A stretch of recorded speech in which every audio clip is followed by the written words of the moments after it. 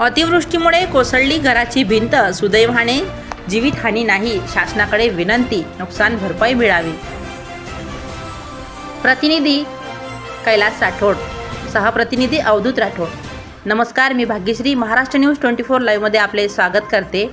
मानोरा तालुक्यातील ग्राम भुली येथे गरीब कुटुंबातील सुधाकर चव्हाण यांचे राहत्या घराची भिंत कोसळली. सुदैवाने जीवितहानी झाली नाही. तरीही निसर्गाचा कहर म्हणा किंवा गरिबाची दुःखद कहाणी म्हणा, हे घडल्याशिवाय राहतच नाही. अशातलाच एक भाग सुधाकर चव्हाण हे राहणार भुली येथील. रात्री 11च्या दरम्यान हा मुसळधार पाऊस सुरू झाल्यामुळे त्यांच्या घरादाराचे पूर्णपणे नैसर्गिक आपत्तीचे नुकसान झालेले आहे.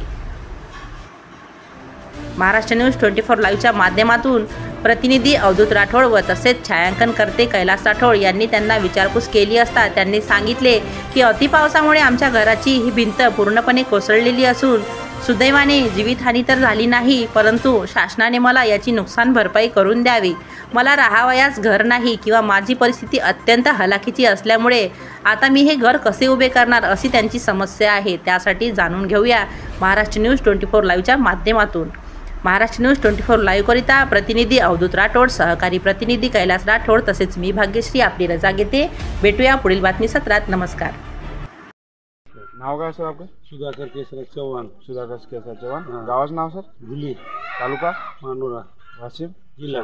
जिल्हा वाशिम आहे ना? हां हां. कशामुळे झालंय सर हे? लई पाणी झालं तर रात्री, शनिवारी रात्री पाणी वारा लईच होता. हा का? त्याच्यामुळे हे घर हादरल्या गेला आणि असं पळल्या गेला घर. सर घरामध्ये तुम्ही झोपून होते का? हा, घरामध्ये एक पोरग झोपून होता ना. ते कसं की ते पलंगावर झोपून होता. इथं पलंग आहे, इथे झोपून होता. तो वाऱ्यामुळे थोडा पाणी आला, त्याच्यामुळे तो थोडा बाहेर आला. रात्रीची 11:30 वाजताची घटना आहे. हा, 11:30 वाजता मग ते बाहेर आल्याबरोबर सगळं घर पळल्या गेलं. त्याला काही नुकसान नाही ना? जीवहानी काही नाही झालेली आहे. त्याला काही नाही झाली? जीवहानी काही नाही झाली. फक्त हा नुकसान झाला. तो खाया पियाचा सामान सगळं आतमध्ये दबलेला आहे.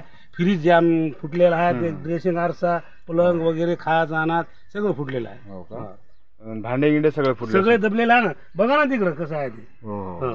तिकडे बघा ना, लागले ते आम्हाला. हे सगळे भिंत पडलेली आहे. हे वरून ते आहे ते वरचे पण पडलेले आहे ना. हे पाहिजे आतमध्ये बघा ना. हे सगळं एवढं नुकसान झालेलं आहे. सरकारकडून काही मदत मिळावं, काही ते तातडीने मिळावं. पण हा, सरकार तर अपेक्षा आहे, सरकारकडून अपेक्षा आहे ते मिळावं पाहिजे तुम्हाला. म्हणून महाराष्ट्र न्यूज 24 लाईव्ह तुम्हाला संपर्क भेटेल आम्हाला. हा हा हा.